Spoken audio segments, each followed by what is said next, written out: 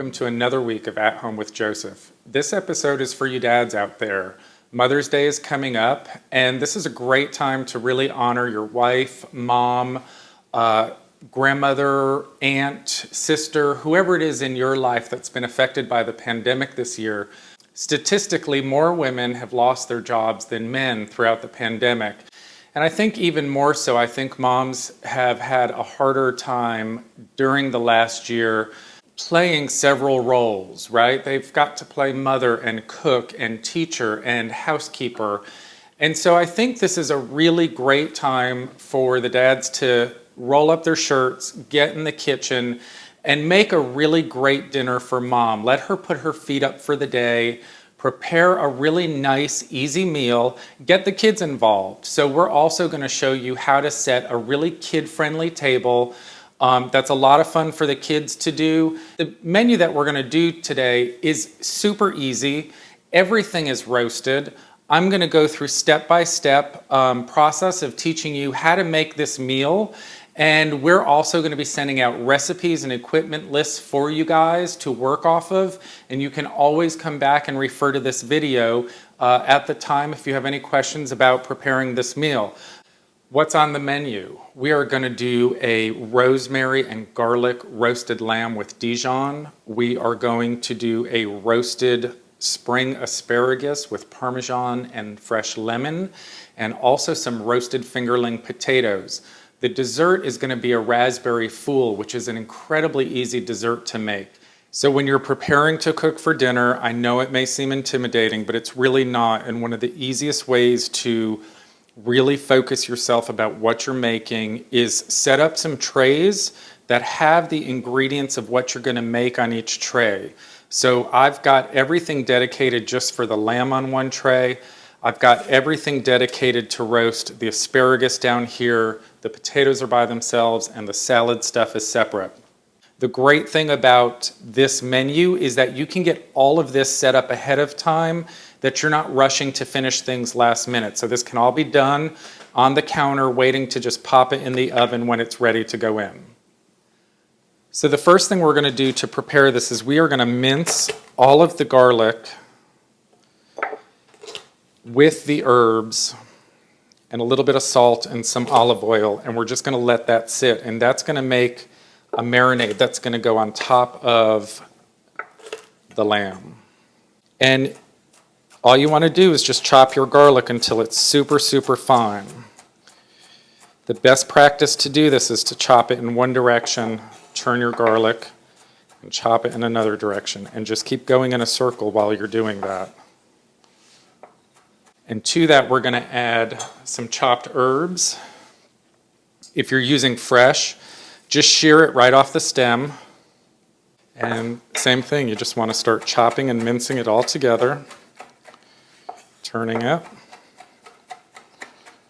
Alternatively, you can just use the heel of your hand on the top of the knife and cut in two different directions.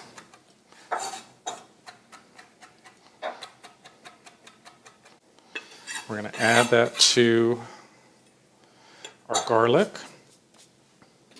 I'm going to add a few pinches of salt to this. And I'm going to add about 1/4 cup of Dijon mustard to this mixture and a few tablespoons of olive oil. You want to mix all this together. It should be a thick mixture. And we're going to let that sit aside, and we're going to remove the bone from our lamb. It's best if you're working on any type of a surface because you're working with raw meat. Use a different type of a cutting board just to work with the meat on so that you're not having to over-sanitize all of your work surfaces. You do not want to start cutting lettuce or tomatoes or anything that's not going to be cooked where you've prepared your meat, because it could cross-contaminate your uncooked items. So be conscious to use, even if you use a piece of parchment paper or even just another cutting board. So this lamb has a knuckle here, and this bone goes right down here. So I'm just going to slowly work around the bone. You don't have to get it perfect, but you can feel with your knife where the bone is and just try to carve around it. It's really quite simple. Don't worry if you don't get all of the meat off the bone. And you can, as you're going, you can feel where the meat is and where you're going to need to slice. So you can opt to trim off some of the fat off of the top of the lamb, depending on how your lamb comes. Sometimes they come with a thick slab of fat on them. So you don't want too much on it, but this is really good because this is actually going to baste the lamb with the fat as it's cooking. So it's going to actually help to create a seal that's going to just keep basting the lamb. So we're going to leave this on, and we are simply just going to roll this up into a roast. Very simple. So making sure your hands are clean because you're working with meat, I am going to sprinkle some salt on the top of this and on the bottom.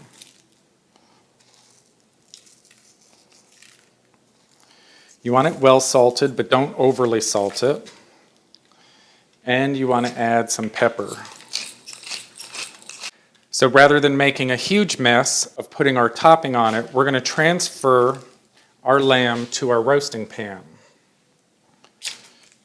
Making sure it stays nice and tight in a round, rolled up piece of meat. You can tie it if you want to, but for ease of purposes, I don't think you really need to. And then you're just going to do a thick layer of your topping on the lamb. This prep maybe takes 10 to 15 minutes to do total. And I want to make this a very thick piece of topping. So this is going to melt somewhat as it's cooking and baste down the side. So it doesn't have to totally go down the whole side of the lamb. But I don't want it so thin that it's not going to create a nice crisp coating on the top of it. So it's very important when you're roasting a piece of meat, the number one thing that people screw up is they end up putting the meat into the oven when it's still cold. Always let it sit out for quite a while. This lamb could sit on the counter from the grocery store probably for about 3 to 4 hours before it even goes into the oven. You really want it to be at room temperature in order for the juices to really congeal inside the meat, rather than the meat going into shock with all of the heat, and then it just dries up the meat. So let it sit out. Prepare it like this. Let this marinate the top of it, and let it sit for 2 to 3 hours. And you can prepare all of the other dishes. They can also just sit out and wait until you're ready to cook. With the asparagus lined up, very easy. All we're going to do is drizzle some olive oil over it. I don't really measure it. I just go very slowly and make sure that it has a fairly decent coating of olive oil. I'm going to give it a slight pinch of salt, just a little bit of seasoning, not too much because we're going to use Parmesan cheese on it. Some black pepper. We're going to put a little bit of lemon juice on it, which is going to give it a really nice tart flavor when it's finished. If this is done and it doesn't taste all that lemony once it's finished, you can always do a fresh squeeze of lemon juice on it just before you serve it. I like to use the thicker Parmesan cheese when I'm doing this with asparagus because the thinner can end up burning a little bit quicker. So I like to use a bigger grated cheese. But you can use the smaller grated cheese if that's what you have. No big deal. That's it. It's done. It can be set aside until it's time for it to roast and be ready for dinner. Next side, we're going to prepare fingerling potatoes. Another roasted dish. They are these sort of small, elongated, oblong type of potatoes. They will be packaged and labeled fingerling potatoes.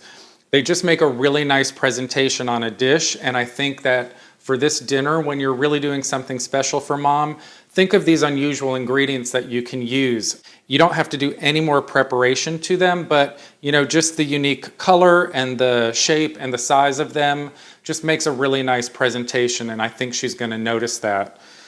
All we're going to do is slice these in half lengthwise. That's it. Potatoes, if you leave them out, they're going to oxidize and they're going to turn brown. So the best way when you're doing this to prevent that without soaking the potatoes in water, if you have them in water, that will keep them from oxidizing.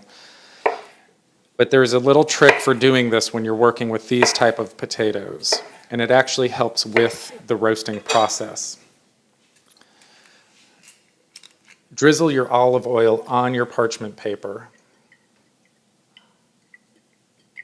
A little bit of kosher salt on it.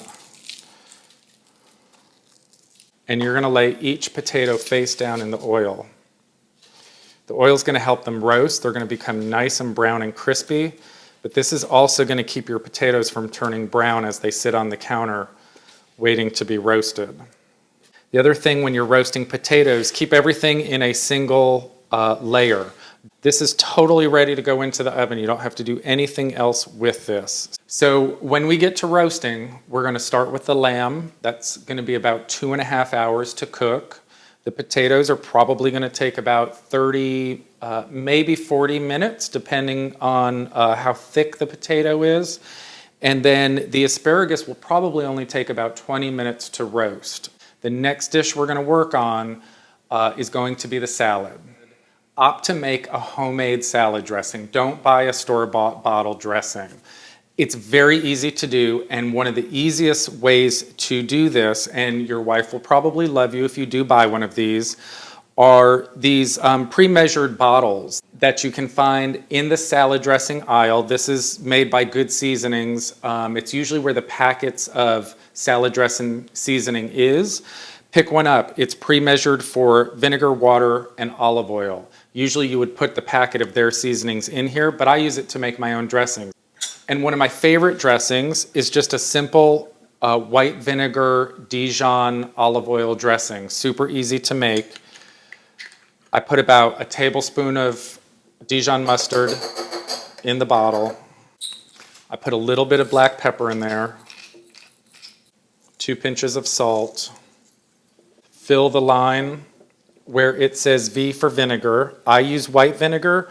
You can use champagne. You can use white wine vinegar. You do not want to use a red wine or a balsamic vinegar. It's going to be a little too heavy, especially with the meal that we're making. This is a very fresh tasting meal, so I like to have lighter flavored salad dressings when I'm doing this. And I'm going to add the little bit of water that it requires. And then we're just going to fill with olive oil up to that line. Cap it. Make sure it's capped really well. You don't want it to go all over the place. Hold your finger on the tab and just shake it. Your wife is going to think that you're a culinary genius by doing this, but you now have a homemade salad dressing. Again, a really simple salad, but in order to beef up the presentation and to make it a little bit nicer, consider choosing some heirloom tomatoes. Most grocery stores sell these. If you can't find them at a regular grocery store, perhaps a higher-end gourmet food store would have them, or a farmer's market or a farm stand. All you want to do is just cut some chunks of them, and you don't want to make them too small because these really do have a beautiful shape to them. And choose different colored tomatoes. Color always looks good in food, especially when it's not cooked food. So how beautiful this will be with red tomatoes, red onion, and yellow tomatoes. This is the day to impress mom, and these little decisions are not hard to do, but they really do have a huge impact. Okay, the dessert we're going to be making for mom is called a raspberry fool. So in your kitchen, you may find either a pastry cutter, a potato masher, or you could simply just use the back of a fork. But these are what we're going to use to macerate some of the raspberries with. So to the 2 cups of raspberries, all you want to do is sprinkle in a little bit of sugar, probably 4 tablespoons full. You don't want it super sweet. We're going to do the juice of an entire lemon. I use Di Serono. It's just an almond liqueur. I've got a little bit left here, about what I need. I only want about a tablespoonful in it. You don't want it super liquory. You just want a little bit of that flavor of the almond. And I'm going to mash these down a little bit, not a lot. You want some whole raspberries and some mashed. You're just going to give that a stir and make sure everything is combined. And you're going to let that sit while you're preparing the rest of the ingredients. And using cold, very cold heavy cream, I'm going to do about a cup to a cup and a half of heavy cream. And I'm just going to whisk it until it's very firm but soft. So in less than 5 minutes, by hand, we whisked a very soft peak to the whipped cream. You don't need it much more than that. It is going to loosen up as we add the mascarpone cheese and the maple syrup. So just add all of your maple syrup to it. Scoop out your mascarpone cheese into it.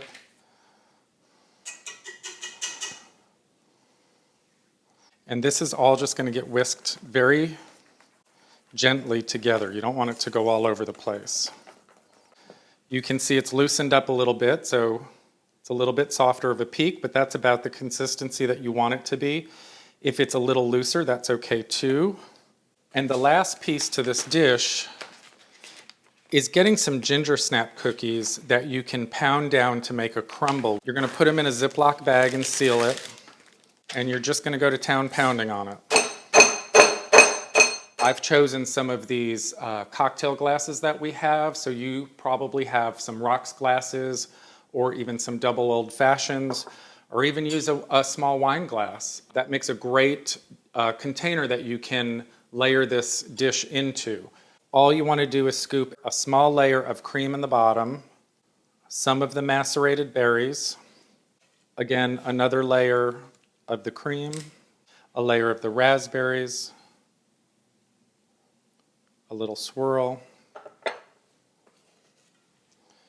a little cream, a layer of raspberries. This is a really good project for you to have the kids do too. Once you get all this made, they can layer this up, and a topping of raspberries on it, and just let that sit like that. And I'm going to top it with some of our ground up ginger cookies. So look how beautiful that is. Imagine your mom or your wife sitting down and enjoying that beautiful homemade, very easy dessert. Okay, dads, it's time to set the table. I'm going to show you a really easy way to do this. That's very kid-friendly. You can get the kids involved in doing this, but it also becomes a fun art project for them. And it actually is a way that their mom can actually save the pieces of the table runner that the kids end up drawing on or leave special messages on. Get some store-bought roses. I have a dozen here, and take their leaves and their thorns off, cut them with about a 4 to 5 inch length of stem. Fill a simple bowl, whether it's a crock or a white bowl or a glass bowl, with water, and just gently stack the roses inside. It makes a really easy and nice centerpiece, and mom is really going to love that. A really easy way to incorporate some table runners without having to deal with linens and all of that stuff is to use butcher paper. I have actually used Reynolds kitchen freezer paper. This can be found in the grocery store in the aisle where the Ziploc bags are kept. You can get a whole roll of it. And the great thing is that it is waxed on one side, so it will actually protect your table from watermarks and markers or crayons or whatever it is that you're going to use for the kids. So just roll it out, cut it so that you've got some length that hangs down on either side, And I'm doing it from chair to chair. And then on each one, just so that they stay firm, you can put 2 candlesticks or 2 pillar candles, some type of candlelight that you can light at the dinner. I've got some glasses that are filled with Crayola twistables. You can use regular crayons, Sharpie markers. But this is a great way for your kids to sit down before mom comes downstairs, and even as you're sitting around eating and chit-chatting and having a great time, the kids could be writing messages to mom, which I think she would really appreciate. She can cut them out, save them in a scrapbook, but it's just a really nice, memorable way for her to spend her Mother's Day this year. So one of the best things about this menu, and this is why I chose it for you guys to make, is because it's a very forgiving menu. All of these ingredients can be served at room temperature and still be really delicious. We're just going to cut some thin slices in the lamb. You can do it right in your roasting pan. Now the juices that are in this are really flavorful. A lot of it is flavored with the garlic and the Dijon and the rosemary. So even when you're plating it, don't be afraid to spoon on some of the juice right over the lamb.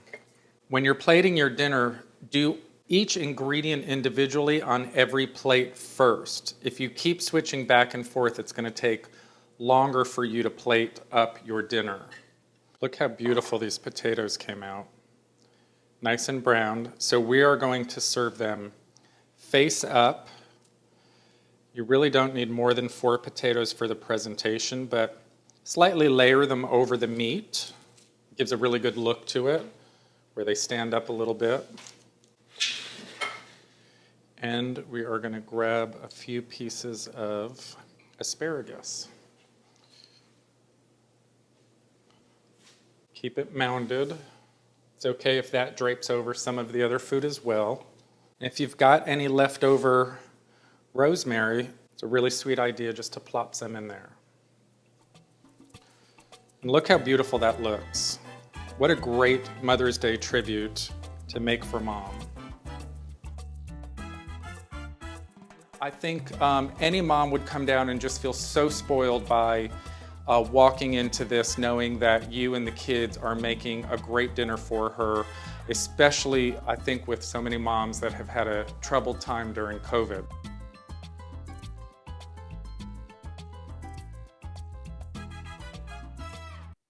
We have Chris Tucker with us, and I'm so excited because Chris was actually a contestant on the Great American Baking Show in 2018. And he also is the CEO of Betta with Butta. And I love that because it's a little Southern and a little other flair in there.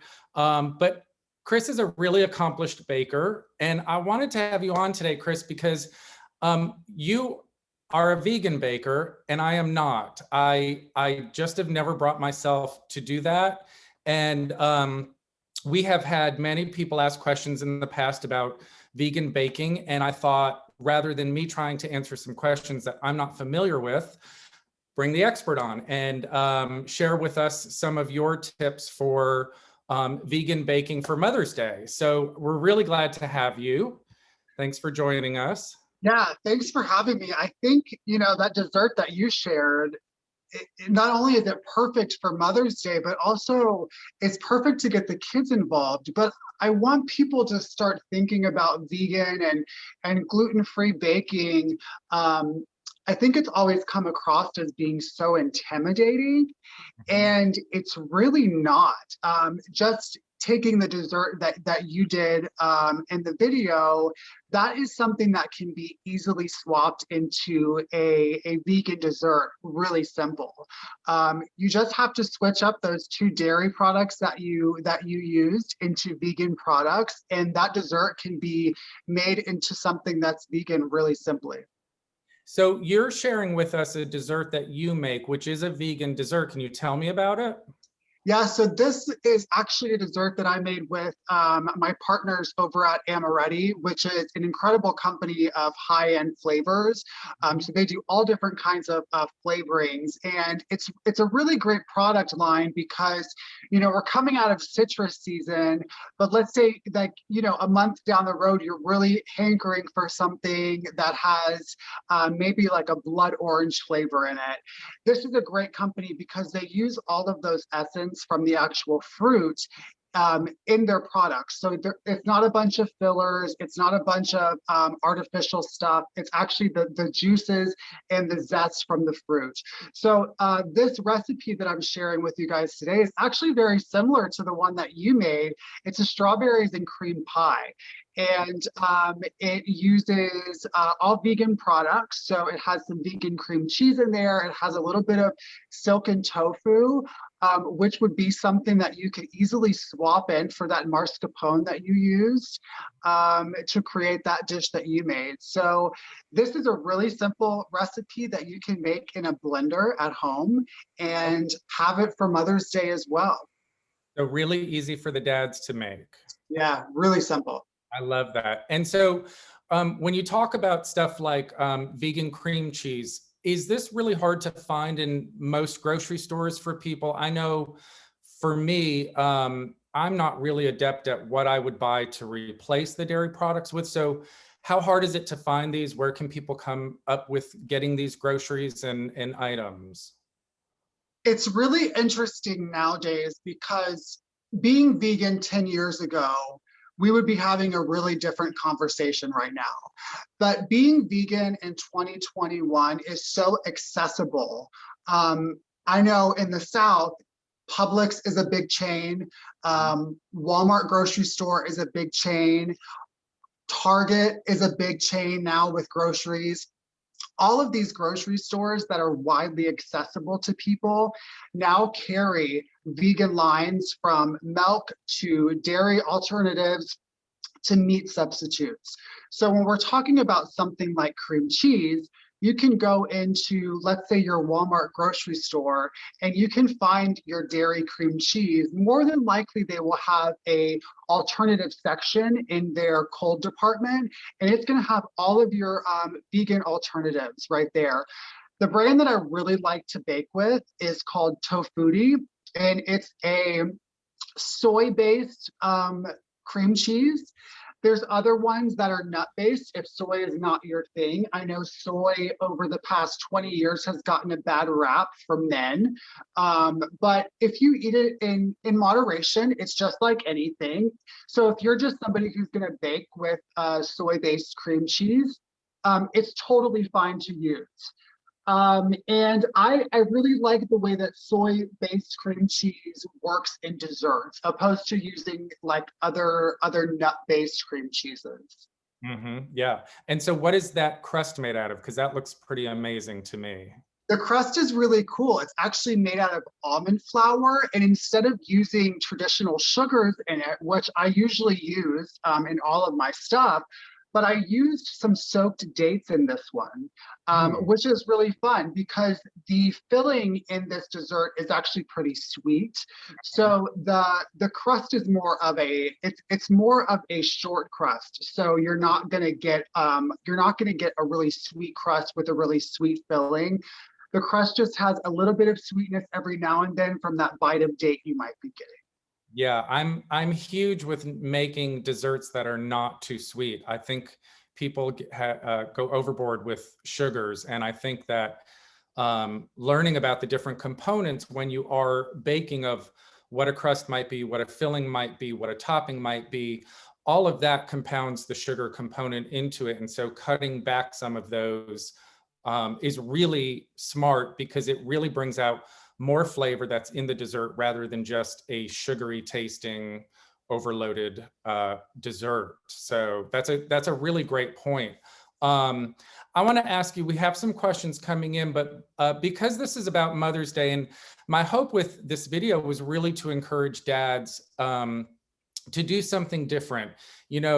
Forgo the flowers at the grocery store, forgo the chocolates or a bottle of perfume, but really, get in the kitchen, become vulnerable. It's truly about being vulnerable because you may not know what you're doing, but try a new skill, and it doesn't really have to be perfect. It just needs to be thoughtful. And I think that moms have had such a hard time during COVID that they've had to do so many more things in life this past year than they normally have, that I just think going that extra step for them is really, really heartfelt and important. Do you have anything special that you celebrate with your mom, that you do? Any traditions or anything? I couldn't agree more with what you just said. Like, I think that Mother's Day this year is just a little bit different coming out of the year that we just had. And like you said, what moms have gone through, they've had to wear so many different hats. And my mom in particular, she lives 3,000 miles away. I'm in LA, she is in Florida. And so we don't get to spend Mother's Day together every year, but I definitely make sure that I spend some time with her on the phone, some extra time with her on the phone. We talk almost every day on a normal basis, but I like to on Mother's Day make sure that she knows how much she's appreciated and how much that I love her.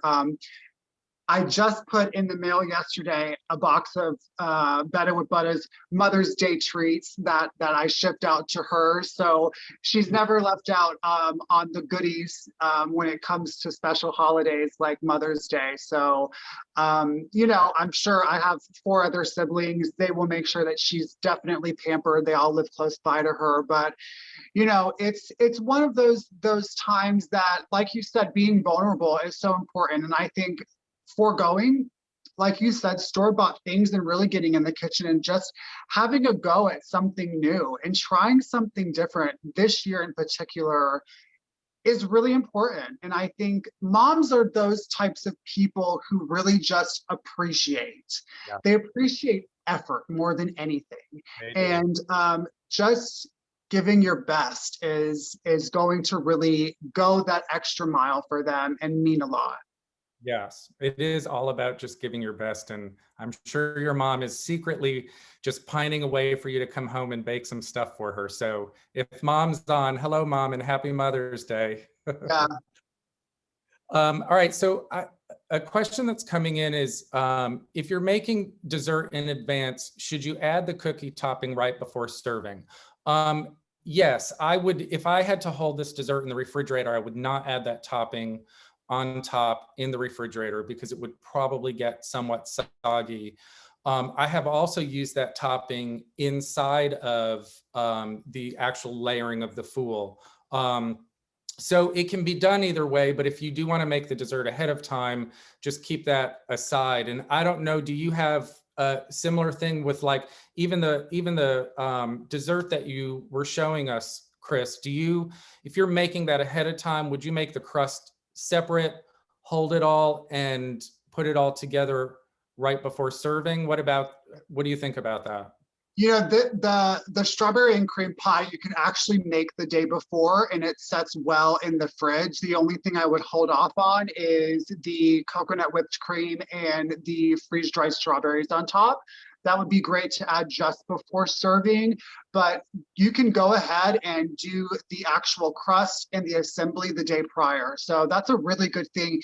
Even if you don't get to it for Mother's Day, it's a great thing to have in your back pocket for summertime because it's super light and it just brings that really bright summer feel for any time during this upcoming hot weather that we're going to have. Yeah, totally. Somebody would like to know, does vegan baking always mean significantly less calories? This is a very, very, very false notion. When it comes to vegan in general, a lot of people sometimes think that it is a diet. Vegan is not a diet. Vegan is a lifestyle. Some people go vegan for climate reasons. Some people go vegan for animal welfare. So it really just depends on why people are going vegan. Some people, it's because of dietary restrictions that they personally have, but it is not a diet. 9 times out of 10, your vegan baking can even be higher in calorie content than regular baked goods. The reason that is, it's because you're using things like coconut cream, which has a high calorie content. Um, I say that, but it is a better fat for you. So coconut cream is a better fat for you than just like a normal dairy fat would be. So you're actually getting better nutrients, but it is going to be higher in calories. Okay. Yeah. So more of plant-based fat rather than an animal-based fat. Exactly. It's going back to that, like eating an avocado, you know it's high in fat, but you know it's good fat for you. Right. Right. And I love avocados. um, is there a special brand of almond flour that you prefer? So I'm gonna share two with you. Amaretti, they have a great almond flour. It's really good. It's really fine. So that's going to be a great almond flour if you are looking to do something like macarons, or if you're looking to substitute in for a cake. That would be really good to get that really nice crumb. Um, a really good secret I'm going to share is Costco. Costco has a really great almond flour. They have it's really nice and fine as well, and it's blanched. And the price on it, I believe, is like $11 for a 5-pound bag. So the price on that almond flour is really good when you compare it to other things on the market. Yeah. Is it their private label? Yeah, it's Kirkland brand. Okay, yeah, Kirkland, got it. Okay. And so have you ever made almond flour on your own just from grinding down almonds? So if you think about like if you're trying to make things in the kitchen on your own with like a food processor, and you do it with almonds or you do it with oats, I've not achieved what I'm looking for. Especially when it comes to like oat flour. So you really need to have like a proper mill to Yeah. do something like that, which I don't currently have. Most people don't have, but it's really hard to get the proper texture of your flour if you're just working with like a food processor or a high-speed blender. Yeah, a processor does not grind it down fine enough like a mill would. And yeah, I mean, I've even tried doing it myself and substituting some stuff, and it's good, but you're right, it is not what you would get that would be commercially produced. Right. Um, and also doing it on your own, you will always get a very inconsistent result because you don't have any measure of what's creating the same texture of that flour like a commercial brand would have, because they've got standards that they have to adhere to. So Absolutely. that can make life a little bit harder for everybody. Let's see. Can you leave the bone in the lamb? Yes, you can leave the bone in the lamb. I rarely ever do. It just takes longer for the lamb to roast, for that to be done. But I usually remove the bone because I want to make a stock with it, which is something that I can then use to further make some other dishes with. So just roasting the bone in the lamb to me is sort of a waste, and it takes longer. So I usually remove it. Either I freeze it or make a stock that same day with the lamb, and then just roll the lamb up, and it will roast much easier without the bone in it, or much quicker. Are you 100% vegan, Chris? I am, but my parents are hopefully watching, or they will watch because they both love lamb. So Oh, good. Well, there you go. yeah. Awesome. What kind of mustard can you use for the lambs? So uh, I believe probably Chris would agree with me that anytime you're cooking or baking, always try to use the best ingredients that you can afford. The better the ingredients, the more flavorful and more consistent product that you're going to get. So I actually use a brand of mustard that's called Fallow mustard. It is Edmond Fallow. It's based out of France. It's a very old company that makes stone ground mustards. You can order it on Amazon. And the one that I get, it comes in that large jar, which actually comes in this really adorable gold tin with a beautiful French label on it, which I actually get to save the tins and use them for floral arrangements and stuff. But you can use any type of a Dijon mustard. stay away from flavored ones. So do not get a tarragon or a horseradish mustard. Just stick with a very plain, simple Dijon. You know, you can do Grey Poupon, but you can even find Malay mustard in most Publix. That's a little bit higher of a quality of a mustard. So just buy the best that you can. My favorite is Fallow. So if you'd like to go, I think it's Fallot. If you want to Google that. Chris, what is your quickie this is going to be challenging. What is your quickie go-to dessert with things that you can find in your fridge on hand?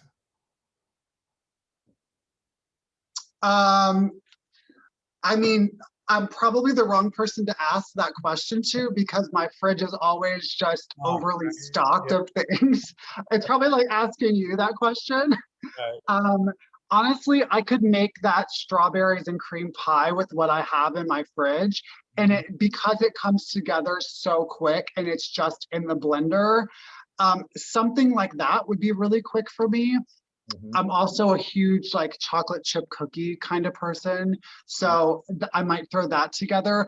But honestly, something like that pie, it just comes together super, super fast, especially if you're one of those people where you're just like, I don't want to mess with the crust and you just want to buy a store-bought crust, you can do that too. That's another option. If you are just not feeling that confident in yourself, even though it's not a rollout crust, you just press it into the shell.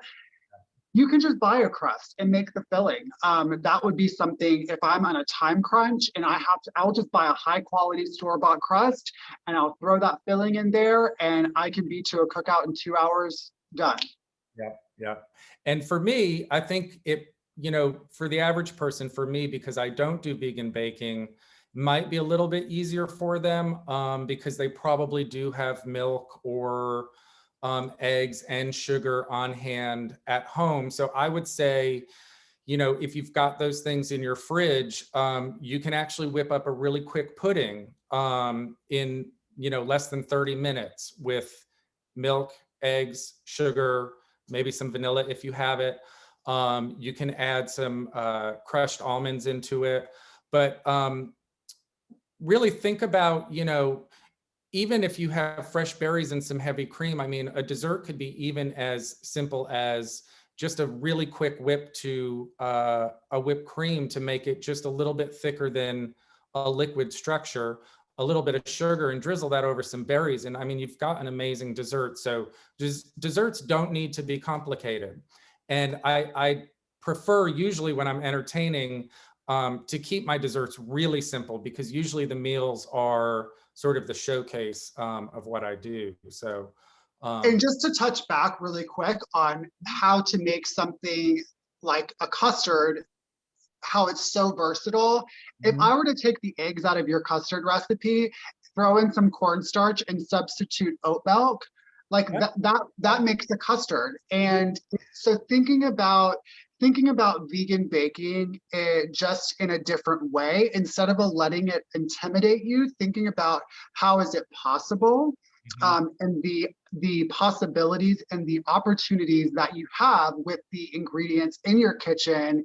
There's so much that you can do. So sugar, oat milk, and some cornstarch, again, with a little bit of vanilla, you can have a really nice vegan custard in a matter of minutes. So let me ask you, can you make your own oat milk? You can, and I'll tell you, the process is not worth the time. It's so much easier, and then you're just left with like these wet oats. What do you do with them? I'm somebody who doesn't like to waste, so I have to figure out what I'm doing with these wet oats that are left in this nut bag. So it's easier just to purchase it, but you definitely can. You can make it. Okay, and I think that answers another one of our questions because somebody wanted to know from you what would be your go-to milk substitute when you're baking. Is that oat milk? Is that usually what your preference is? So oat milk when it comes to something like making a custard, because it has certain things in it, like it already has gums and stuff that are in the actual oat milk.